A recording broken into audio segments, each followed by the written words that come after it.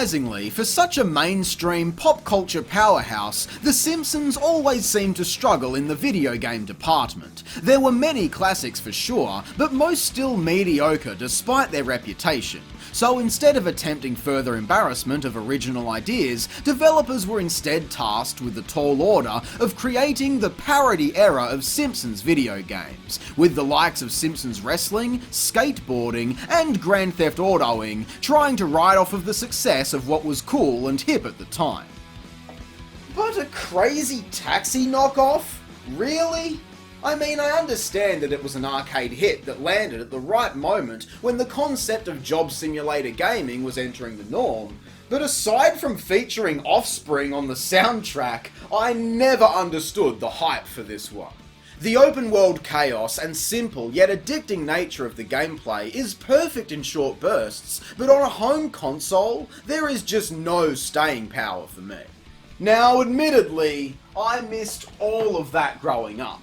However, The Simpsons Road Rage is one of the very first PS2 games that I ever played. So, as you might expect, I've been eagerly awaiting the day that I finally got around to reviewing this one. Because I have a lot to say. As the story goes, Mr. Burns has purchased all of the public transport in Springfield and littered the streets with dangerous radioactive buses, so Homer and everyone else start up their own taxi services.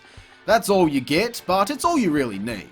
Road Rage is the primary arcade mode. Drop down into the streets and race against the clock, delivering pedestrians to their destinations for quick cash and bonus rewards. It's simple and mindless, but quite cathartic, thanks to the destructible elements sprinkled through the various environments. Can I just say, 3D Simpsons games have some of the most charming graphics. The visuals here perfectly capture the look of the show, if you ask me.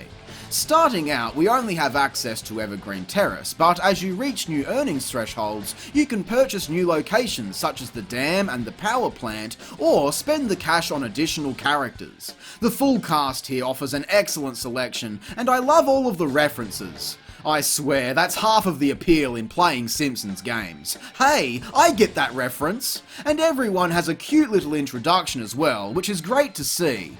Except for Marge. Marge scares me a little. Everyone better stay out of my way. I'll crump with you, sweetie pie. Hey, that's not the only nightmare present here. There is something wrong with my Willy. Man, he is tripping on the good shit right now. Dude is seeing through dimensions or something. That was the best trip I ever had. Racing all over the various locations gets repetitive incredibly quick, collecting the same people and taking them to the same locations just to hear the same lines of dialogue. Can you take me home? Thieves stole my police car. Did you know that thieves stole Chief Wiggum's police car? That's the same problem I have with Crazy Taxi. There is such a lack of variation in the process, it really does begin to feel like a production line of scripted events, and with so few landmarks, I just get sick of it. Thankfully, Road Rage handles this a bit better by jamming as many iconic locations into the various worlds, but it all still feels so boxed in. Pre-release versions of the game indicate that it was originally planned to feature one huge sprawling map that covers all 6 locations seamlessly within a single open world. Now, this would have been very interesting. Shame that the idea was ultimately scrapped due to the PS2's system limitations compared to the Xbox. The frame rate already tanks it hard if there is too much carnage on screen, so I would have hated to see it try to run the full map. Though, that doesn't stop the game acting like it's trying to load the entire thing every time you start a level. This shit takes so long, though I have seen much worse. Even prepubescent Jack was having a bitch about this one. The worst part about tedious and frequent loading is that what you get for your trouble is hardly ever worth it. One thing I will give it credit for is being a lot faster in pace and incredibly sharp to control, which is a huge improvement over the abysmally stiff, tank-like driving in Crazy Taxi. Yeah, I said it. This shit sucks ass, people. The absolute fucking state of it. Now granted, the physics in The Sims ain't much better if we're being honest, and it certainly doesn't help when these bastard buses ram your tailpipe raw and get you stuck inside of the fucking walls. Ugh, let me out. Thieves stole his police car. I'm trying to get him home, and this shit is really starting to piss me off. But it is at the very least drivable, for Christ's sake. Most of the time, driving is a fluid and fun experience. Big jumps are radical entertainment. It's a rewarding challenge to learn the terrain and find shortcuts. Road Rage even offers a relaxing Sunday drive mode that allows you to explore at your own pace and take in all of the sights, which will help you to gain a better appreciation for the level of detail tucked away in certain locations. It's just that the main gameplay here is such a damn slog. It causes me great distress to think that I actually wasted my formative years completing this game 100%, and somehow, somewhere along the line, I lost the save file, which means that I have to do it all again.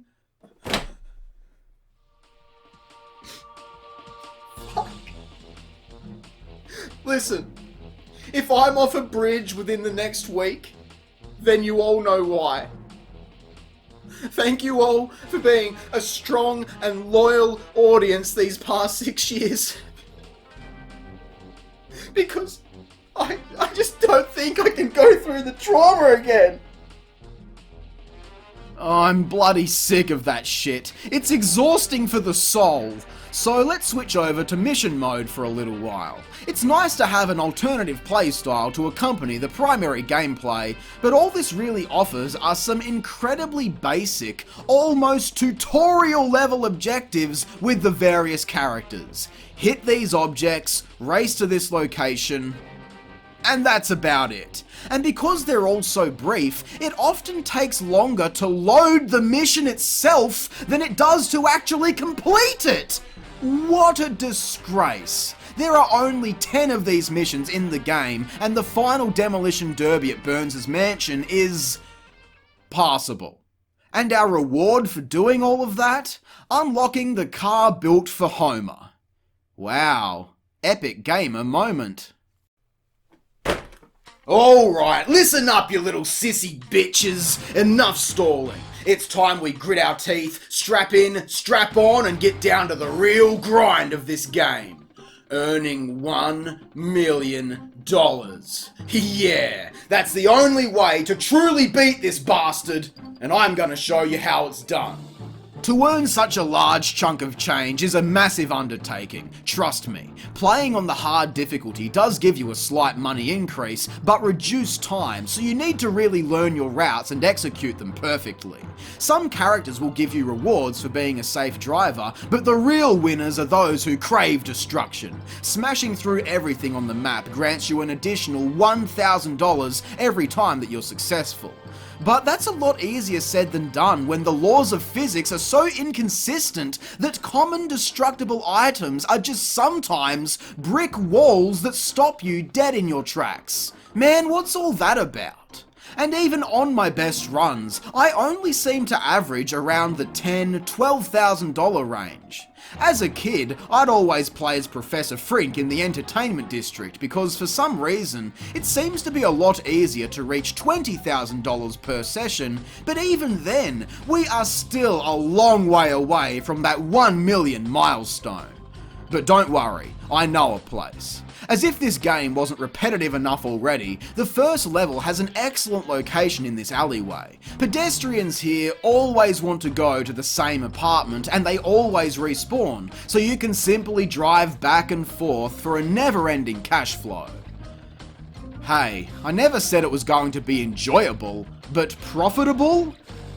Kind of, I guess. $20,000 in 20 minutes is okay, but that's only if you haven't slit your wrists due to how miserable this existence is.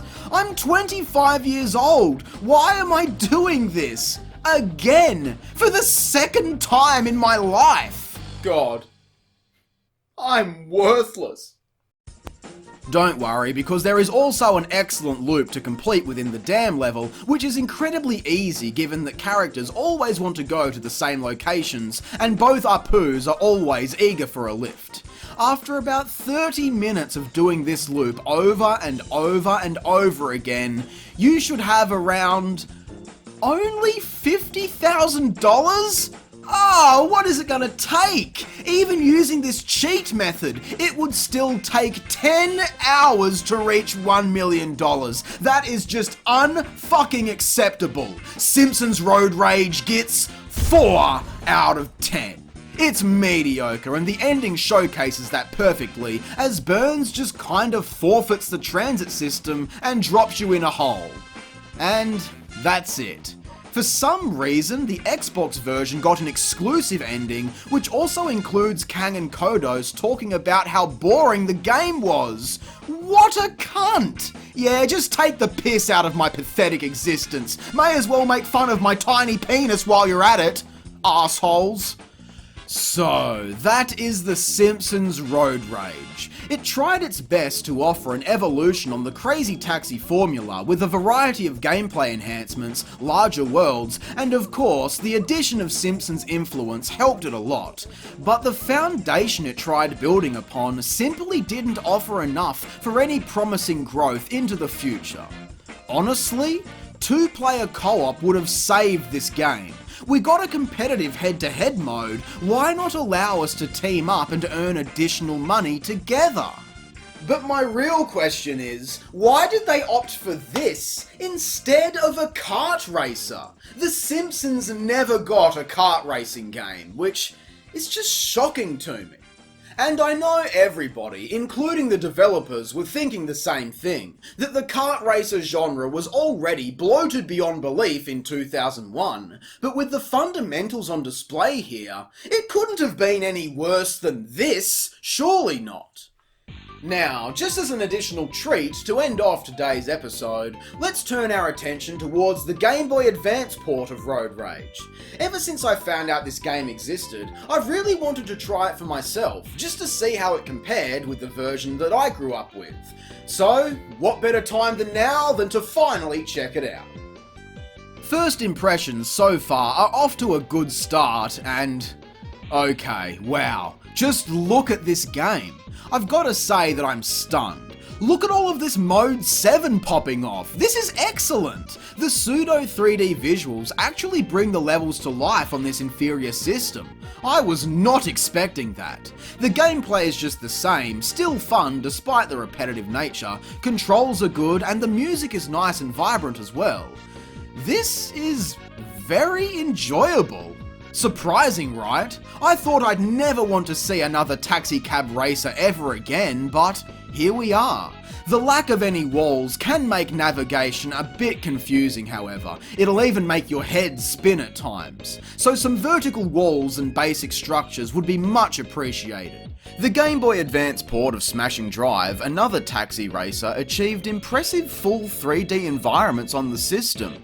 It was so ambitious, it even introduced fully realised interior locations which look awesome.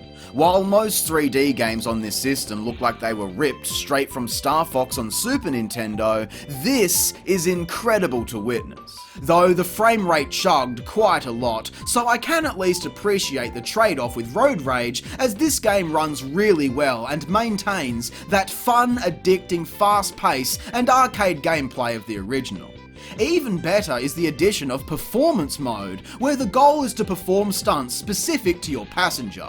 So while Kent Brockman likes big jumps and Grandpa likes to hit objects, Milhouse wants you to run over innocent civilians on the street. Man, what a demented child. But while I personally tend to struggle with performance anxiety, this variation on the arcade format offers a much desired change in how the game is played. And you know what? It's fucking awesome.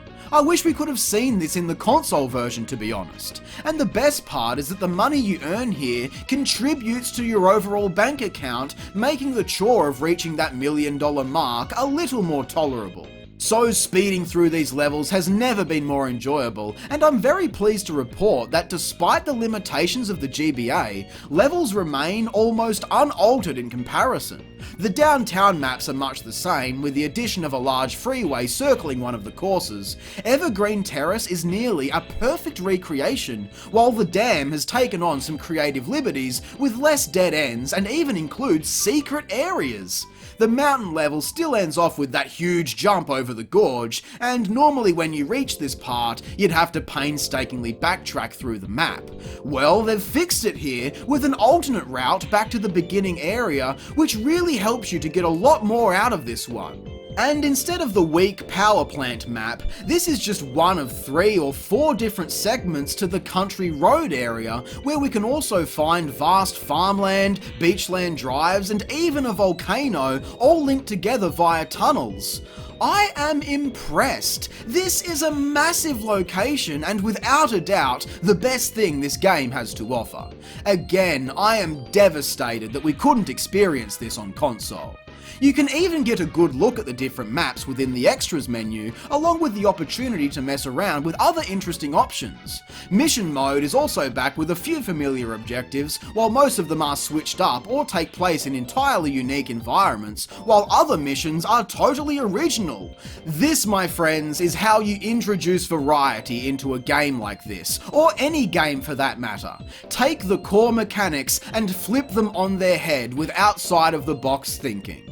Krusty's Circus Challenge is a tough but incredibly rewarding level to conquer, and while all of these missions can still be beaten just as quickly as their console counterparts, at least we got to see something different and play a fun game for a change. Once you hit that $1 million goal, the Simpsons buy back the transit center from Mr. Burns and head home for a well-earned rest. Overall, Road Rage on the Game Boy Advance is, in a shocking turn of events, the superior version of the game by far, in my opinion. While it is still built from a crumbling foundation of limiting gameplay, this version treated system limitations as rules to break, delivering a graphically impressive game with several quality of life fixes and original enhancements that ultimately score this game a strong 5 out of 10. This is a surprisingly good game, so definitely check it out for yourself if you get the opportunity. But until next time, I hope you all enjoyed the video. If you did, be sure to leave a like, subscribe, and remember to share it with your friends and on social media. I'm Square Eyed Jack, and I hope you have a great fucking day. Thanks for watching.